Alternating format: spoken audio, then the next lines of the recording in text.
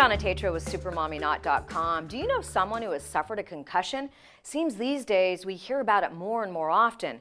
And according to Dr. Mayumi Prins, director of the Burke Education Program at UCLA, sports-related concussions are on the rise in young people. So what exactly is a concussion? According to Dr. Mayumi Prins, simply, it's a brain injury. The brain gets moved within the skull rapidly and causes injury to the actual brain. It can occur with an impact and without an impact, say for instance in a whiplash. In a concussion, and we sometimes call it a minor or a mild traumatic brain injury, which isn't so mild for the individual sometimes who are experiencing these, but it will result in a change in the mental status of the individual. So most people will describe it as sort of like a ding, feeling dazed, feeling a little hazy afterwards.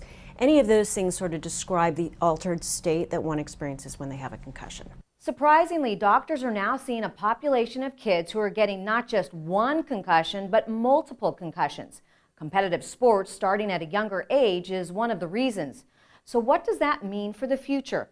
The discussion is underway, as we've seen within the NFL.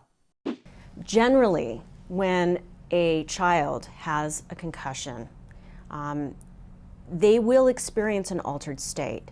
But if they're not taught to notice those kinds of things, it is sometimes difficult for them to associate that with the actual event. Now, on a playground or in a school, that can be really difficult. In sporting events, we're starting to get the word out a little bit more that people are starting to be aware that those things can actually occur, and so we kind of look out for general signs and symptoms. It's important to teach parents and children what to look out for. Is the child acting a little bit different? Does he or she have a headache? Is the child dizzy? Has he or she experienced an altered state? So how can you protect your child from a concussion? Invest in a helmet and use it. Helmets, much like seat belts and car seats, have to be used properly in order for them to work. And this is what we see most of the time. It is not covering the front forehead, which is where your frontal cortex is, right? Your executive function, your future executive functions here.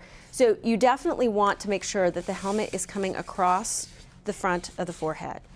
The straps should be around the ears and come down and tightly connect together like that. So the helmet should be fitted properly in this regard. And remember, doctors advise that you keep an eye on any child who has suffered a concussion for a minimum of 24 hours. If vomiting or severe headaches occur, don't waste any time. Go to your doctor. And equally important, do not allow a child to resume activity until he or she is ready. That means if a child suffers a concussion during a sporting event, remove the child from play and don't resume any activity until you know it's safe. It can lead to more injury. For Connectivision, I'm Donna Tatro.